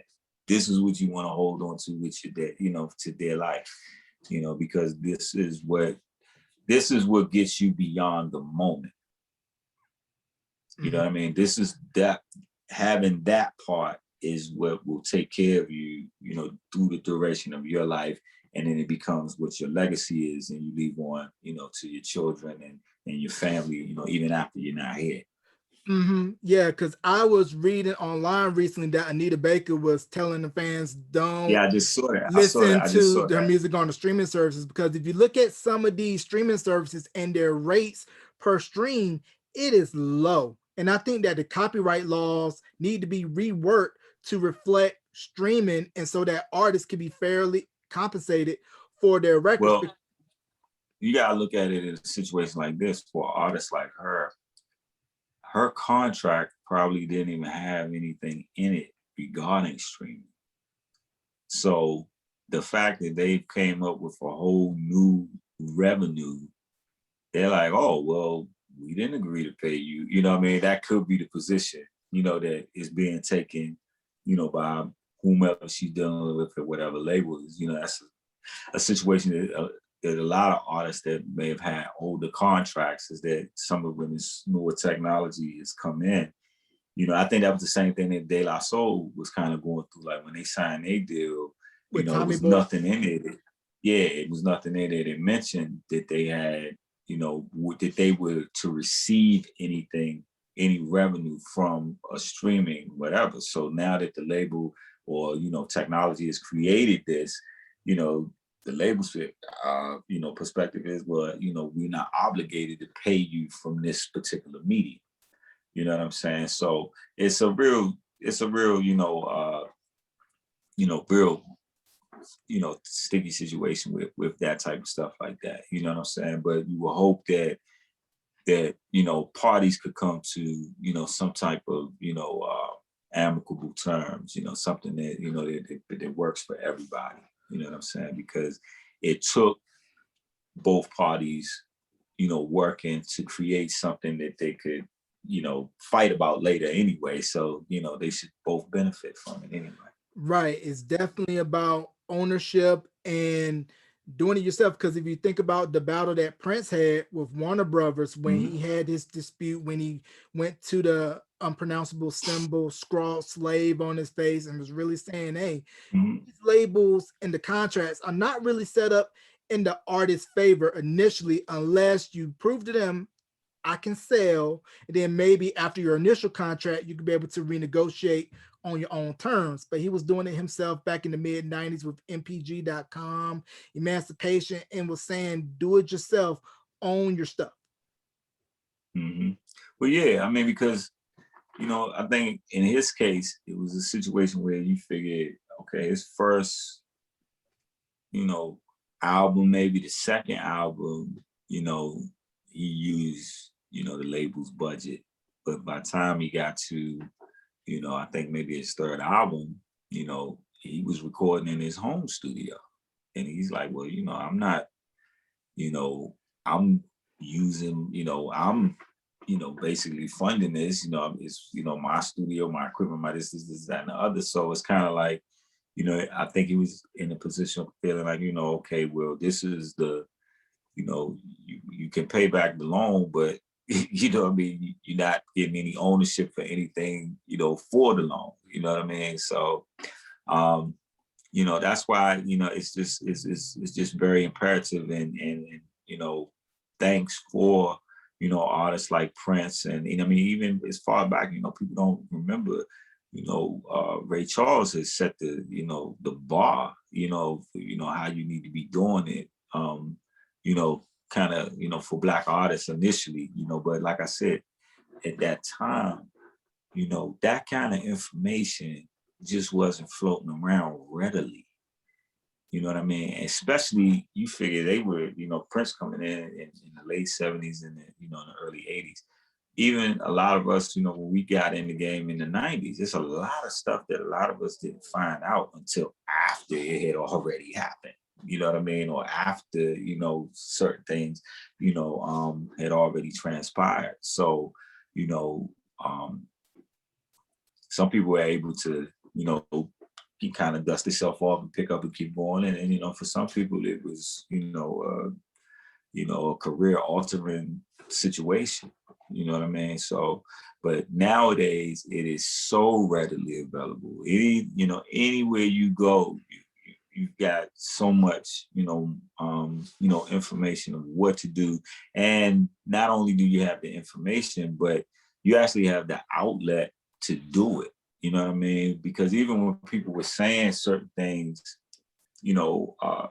back in the day, whatever, years ago, okay, somebody may say, well, this is what you want to do. You want to do, only masters be independent, but you may not have no idea of even how to go about getting in that independent network or who you need to meet or who you got to, you know what I mean? It was so many steps of all of that type of stuff, whereas now it's just all here, right there at the computer. You know what I mean? The information is there and the outlet to use the information is there. Right, because when you look at on the hip hop side, what E40, Too Short, Master P was able to do. They was killing it from the gate. Yeah, they were killing it from the beginning. You know what I mean? Doing it that way, but and the thing is that even though they were killing it, they weren't as popular at the time. Like they're known, like, and they're legendary now, and people, we all like them, but it wasn't as if they were the flagship artists at those particular times. You know what I mean? The major labels had the major artists, so anybody that was an artist was looking at it like, I want to, it looks like he's doing better. So even though what he's saying, that sounds okay, but this looks like the result that I'm trying to get. you know what I mean, is that kind of resolve, R- you know. Right, because there were some artists. Because I thought like around 05, 06, when Houston got on the stage nationally with Slim Thug, Mike Jones, Paul Wall, Yeah, we got thought that finally Houston was going to break, because we thought that was going to happen once Ghetto Boys exploded. Because Rap A Lot was doing their thing prior to. Shout out to Jay Prince, one of the pillars of Southern hip hop, yeah. and how once that kind of faded after Still Tipping and everything, a lot of those local rap artists in Houston were like, "Hey, I'm good just being regional, and I can make good money just touring around my region and really be considered a regional success without the national backing." Right. Yeah, well, they did, and a lot of the artists on the West Coast was already doing that. You know what I mean? But that's, you see, the thing is, they came from areas that had such big land masses that they could cover, you know, a huge territory with a lot of people and still never leave home. You know what I mean? So, but you know, and it's kind of like, and in the sense of like the South kind of like, because at a certain point, you know, all of the attention was focused on New York or the East Coast, and then it went to the West Coast. It's kind of like the South, and they're kind of getting neglected per se. It worked to their benefit because it kind of made them create their own, you know, industry within an industry, you know, and then that ended up turning around to dominate the industry. You know what I mean? So, you know, yeah, you know what I mean? Like I said, it you know, I think that really worked for it. You know, it ended up working in their favor. So, what was your thoughts when the New Edition miniseries first dropped? Oh, well, yeah, I was there. I was at the premiere. I went there, you know, when they get their star and all that stuff like that, you know. So it was really, really, it was a really, really wonderful movie. I think they did a great job. Um, you know, it was a good time. You know, we all sat and watched it. You know what I'm saying? And it was just kind of, you know, it was interesting sitting there looking at a movie in the room with the people that the movie is about. You know what I mean? And you know, but and at the time as they're watching it, a lot of the stuff that they were looking at from various ones' perspective, they were kind of finding out right at that moment. Wow. You know, so yeah, so it was you know, like I said, it was a great movie. You know what I mean? Great time for the movie. You know, I think it was a great celebration overall. You know what I mean? BT did a great job. You know, and you know, and they did a great job. As you know, and definitely the cast and everybody. You know, I mean, I think it was very, very well put together. Yeah, I thought You it was know, very good. it set a brand new bar for how, you know, our stories are supposed to be, you know, delivered. I agree. It broke the internet, and me as a fan, I enjoyed it. I was like, they got everything right, from the Video Soul interview to Oh the yeah. outfits and the If It Is in Love video. They made sure that we're gonna do this right Yeah. because New Edition's legacy deserves it. Yeah, I mean they put all the attention and detail, you know, to it. So, you know, I, I mean that's why I think it had the, you know, the impact that it had, you know, on the fans or whatever, because you know the time and the attention that it was taken, you know, to go into it, it was just well done, you know, all the way across the board. The only thing left for New Edition now, Rock and Roll Hall of Fame. That's the only thing. Rock Yeah, and Roll Hall of yeah, Fame. yeah. They got it. Yeah, yeah. That. I mean, I think you know that'll be coming for them down the pipeline. You know, man. But I think they definitely, you know, worthy of it. You know what I mean? Because they're truly the Jacksons of the hip hop generation. You know what I mean? And then they did stuff beyond what the Jacksons did. You know, Michael did all that other stuff after the fact, but you know what I mean. But all of them individually or in a collective of away from, you know, the New Edition thing, you know, done phenomenal. Right, because no other group since the Beatles, where you have a group break off, have solo success, come back, have more success, and then you can also trace the lineage of all of the male R&B and pop groups that came after New Edition, from New Kids on the Block, Backstreet Boys, NSYNC, Boys to Men, BTS, CNCO, any male R&B pop group that came out in the past 4 decades have to have been influenced by Ronnie, Bobby, Ricky, Mike, Ralph, and Johnny. In some way, shape, form, or fashion. Yeah, some way, shape, form, or fashion. Yeah, they, it's and I mean, aside from that, it wasn't just, I mean, they had a major influence on, in R&B, but as well as hip hop too. You gotta remember, New Edition was in Crust Groove too. Mm-hmm. Yeah, because I What I'm saying? remember Mike, he did an interview with Breakfast Club doing press for the miniseries and was saying how because rap still couldn't get into the big venues Yeah, because they of the couldn't get the insurance. insurance to get into the venue, so they had to go out with an R&B group. So, they would take out, the rappers. At one point, even Madonna opened up for New Edition. Yep. At a certain point, you know what I mean? In the early '80s, that part of their career, whatever, or her career. But yeah, they definitely embraced, the hip hop artists and were very pivotal by being, the outlet that they could get out on tour and get out to the rest of the world and the rest of the country, to spread that culture. Mm-hmm. Yep. And And then then for, I mean, you figure from their beginning, they incorporated, rapping and singing from the very beginning from Candy Girl. You know what I mean? So. mm-hmm. Yep, you made my point there, how they were the first to really integrate rap into R&B, like you mentioned, Candy Girl and Cool It Now, and they were the first generation of kids to grow up with hip hop, to take it, put it on a big scale, and to fast forward, if you look at TLC on the TLC tip album cover, the look inspired by BBD. Right. Exactly. Yeah.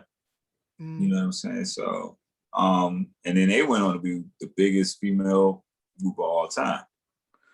Mm-hmm. And then also, like we stated, Boys to Men and their connection with Biv, star on the Walk of Fame, Vegas residency, and how everything came off of the Any Tree. Yeah. All the extensions of that. Mm-hmm. All the extensions of it, Right. So Cleveland, Rock and Roll Hall of Fame voters, New Edition on your ballot. I'm stomping. I'm making the case. I'm standing on my soapbox. Ronnie, Bobby, Ricky, Mike, Ralph, and Johnny, Rock and Roll Hall of Fame. Book it. Yeah. Yeah. So let's definitely talk about, put that one out there. Yeah, definitely that. So let's talk about current projects that you got, and then also how have you been holding up because of COVID? Because I know it's dry as far as tours and shows and everything like that. You know what? It's one of those bittersweet kind of things, where of course you definitely, you feel for, anyone is, that's suffered a loss, or, I mean, well, anybody even just, got sick, from COVID or whatever, or that's been impacted, by all of the different, casualties and different things that have gone on. But I can honestly say for myself that, it's kind of like you kind of needed the break in a sense, because, and not, a break from music per se, but just a break to be able to get back in tune into, music and, certain things. A lot of times when, because I have been DJing as well, for a number of years now. And I've been traveling with Kid Capri, opening for him for like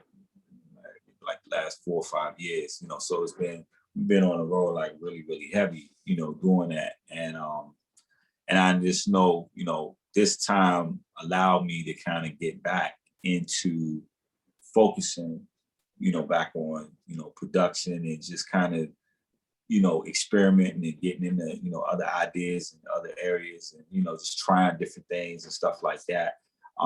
So, that was the one good thing, the silver lining, I think, for me, during this pandemic time. And then in the other thing that kind of happened is that, you know, in me working on, you know, like production for a project that I'm getting ready to bring out later, probably in the next couple months. But I've been working on something more kind of like in the EDM direction. Mhm. So I got a project that I'm gonna be, you know, bringing out with that, and you know, and then I still am doing, you know, hip hop production, R&B production, and then DJing, you know, still. But I wanted to get back during this period and just get back more in, you know, more in tune into, you know, doing production again, and, you know, back into, you know, just being, you know, even you know, getting you know, becoming a better musician, you know what I mean? Studying, you know, kind of working on, you know, certain stuff that you may have not, you know, done, you know, for years and years because you've been so busy doing all these other things, you know. So it's kind of, it's like a back to basics kind of time period, you know, for me. And that's what I used it for, you know, to kind of, you know, get back in tune with all of those kinds of things. So, you know, so now, like I said, in the next, you know, months, you know, next, you know, coming weeks or whatever, I'll be, you know, putting some things out there, you know, for people to check out, you know, and, you know, like I said, it's a new age now, you know, in the music industry, and you know how just things work for producers, and you know how things work for artists, and you know it's not as it's a lot more freedom to it now.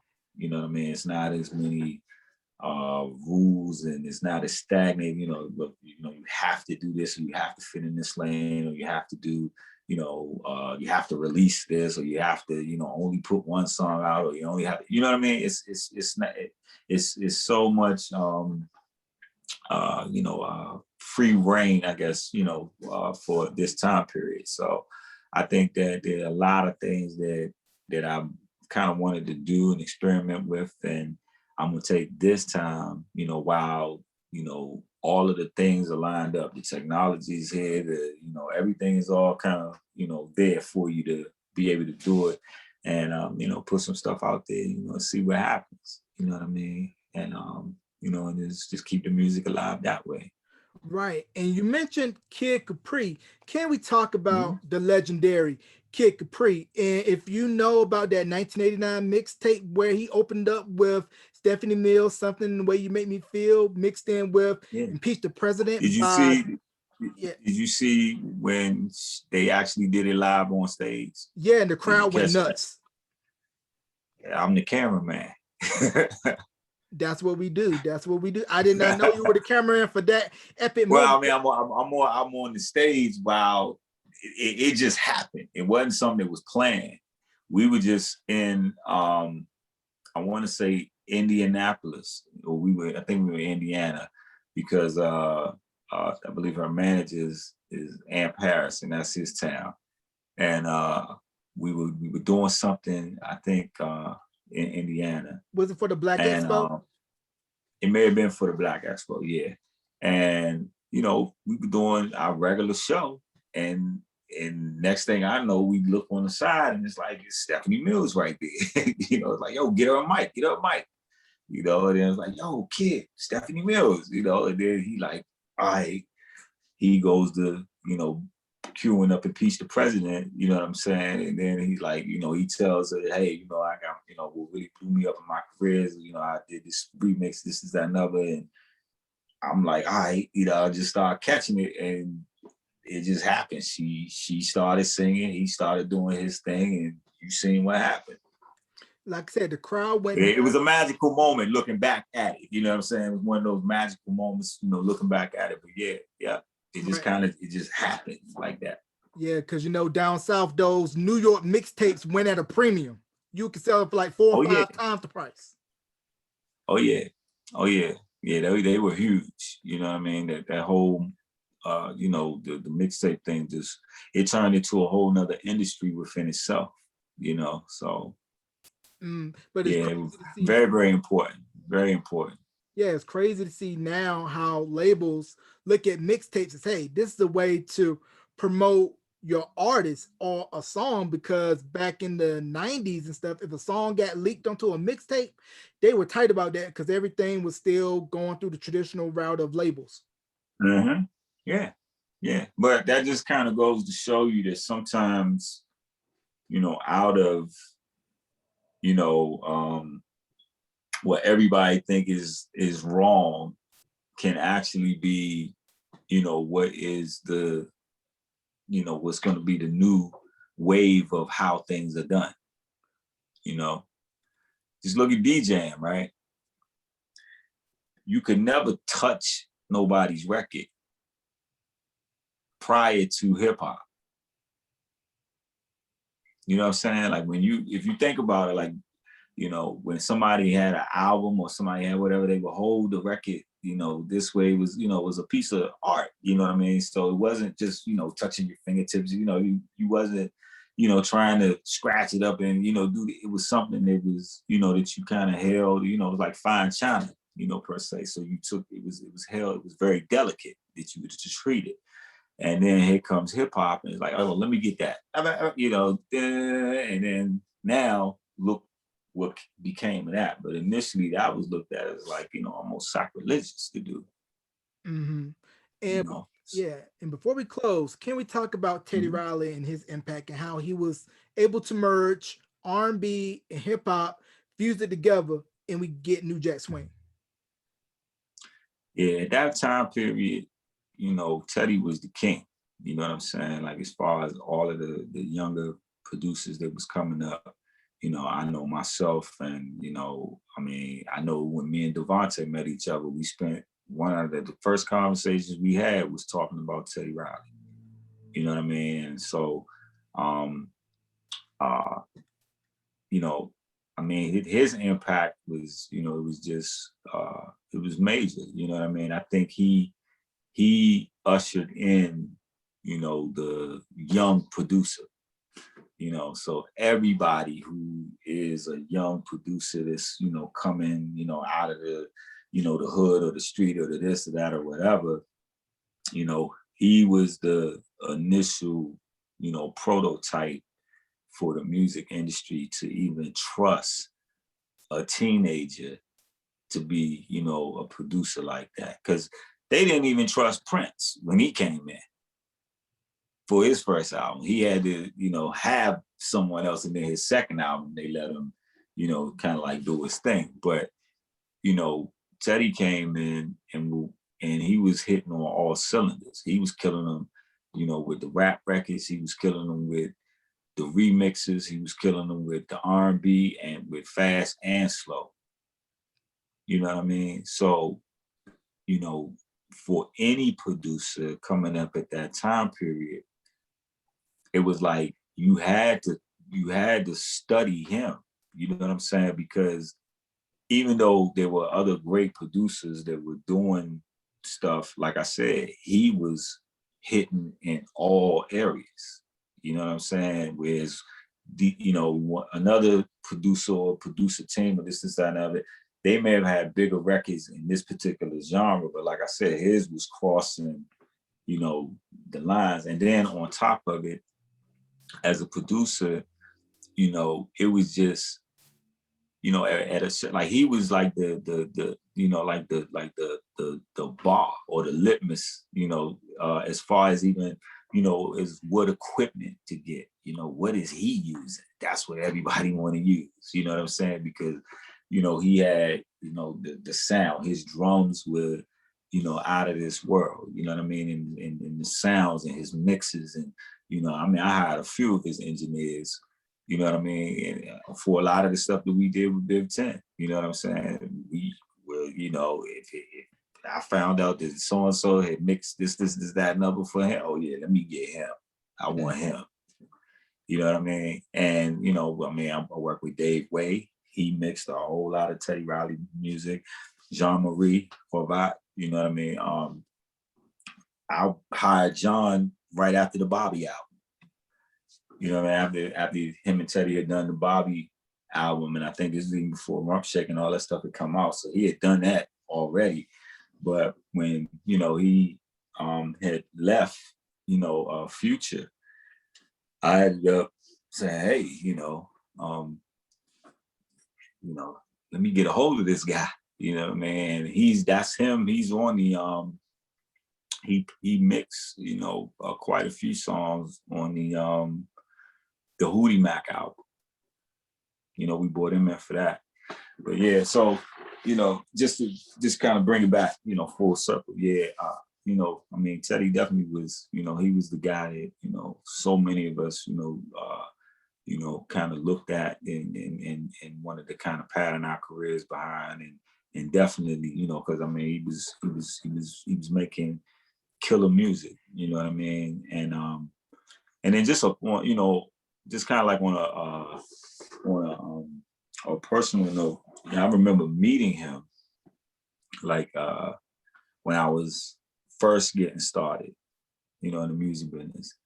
And it was kind of like, it was a fan of the East. It was a person that was like the fan of the East Coast family, and they were also Guy fans. And this young lady was like, she told me like, yeah, I know him, and it was kind of like, oh, okay, sure, okay. And she's like, well, yeah, when they come to town, I'll, set it up if you want to meet them. I was like, all right, cool. I never thought no more about it. And one night she called, like, this was like in the middle of the night. And she's like, yeah, I'm here. I'm there in town, and, down here. He wants to talk to you. I was like, what?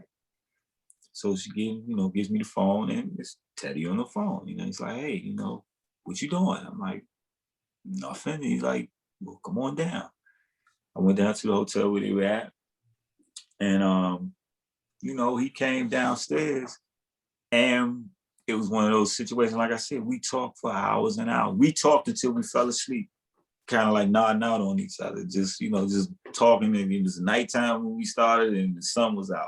You know what I mean? And it was just all about production, and like I said, music and keyboards. And I'm trying to pick his brain for every piece of work that he'd ever done. You know what I mean? But he was extremely gracious, in all of the information that he gave, and all of the stuff that he was talking about. Even the fact of him just telling me to come down there at that time. Like I said, the dude was the king at the time. You know what I'm saying? And I was just barely getting started. And he's like, hey, man, he came, kicked it with me, or I came in and kicked it with him for hours.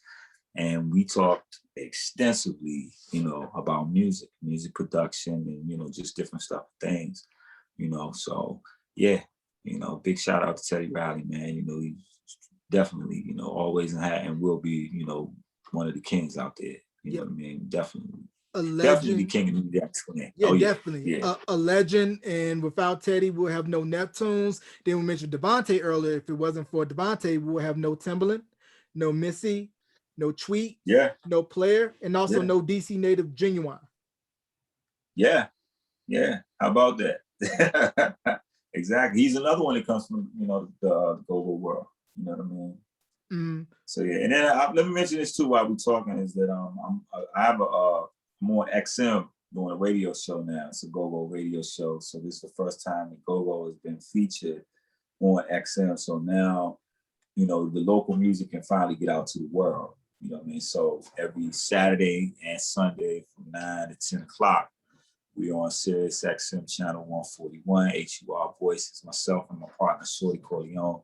He rocks with me, and we bring the show. And it's basically, we got a 1 hour window to the world to expose everything from, go-go culture. And, we giving a lot of the artists that's from this area a shot, but we also want to extend the olive branch to, all the other producers and artists and DJs and everybody that's out there. If you like that go-go flavor, if you think you can make it, if you think you can add your twist to it, put your spin on it or whatever, we accept into all of that as well.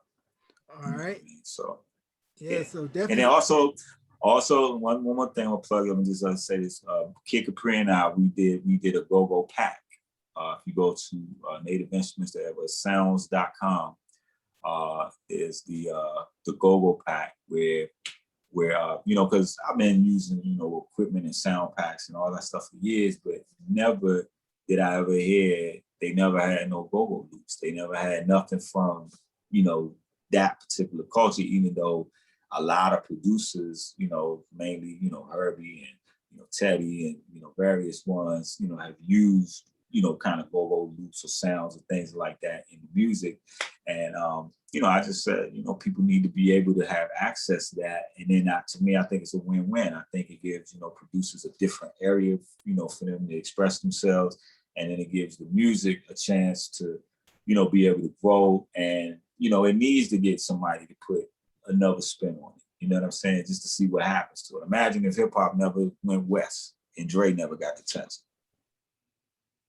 it. Mm-hmm. You know what I'm saying? So, but yeah, that's something that, people can, go check out if they're, if they're interested, if you're a producer or whatever, and you want to get some sounds, they can give you, that, because this is actual guys that's really from, the real bands and whatever that's playing, and we sampled them, you know what I mean? So you're getting the real authentic sounds, from the real culture that comes from Gogo. So those are just a couple things, that's going on there.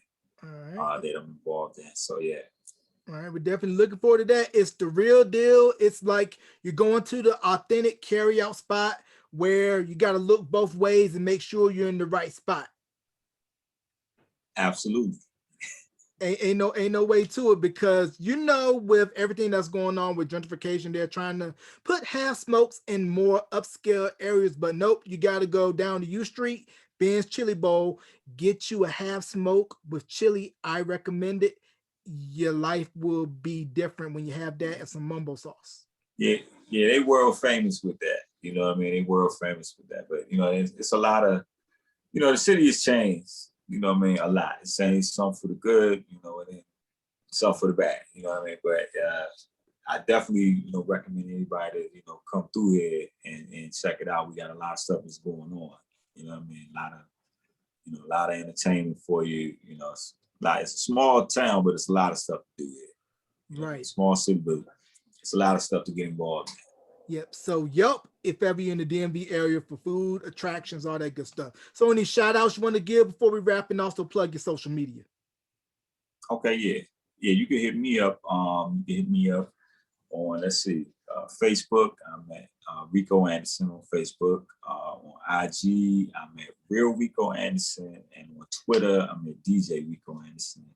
And anything regarding the Gogo show is Crank Radio.